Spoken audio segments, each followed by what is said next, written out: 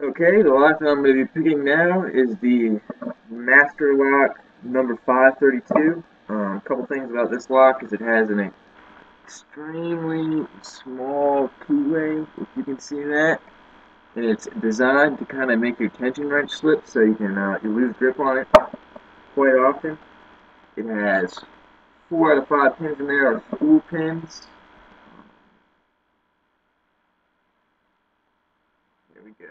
I'm going to be using the saw rake, I guess it's called.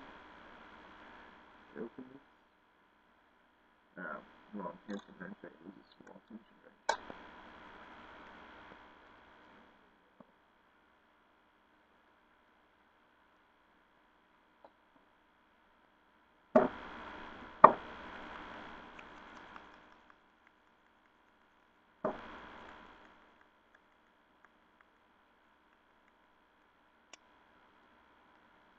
There it is.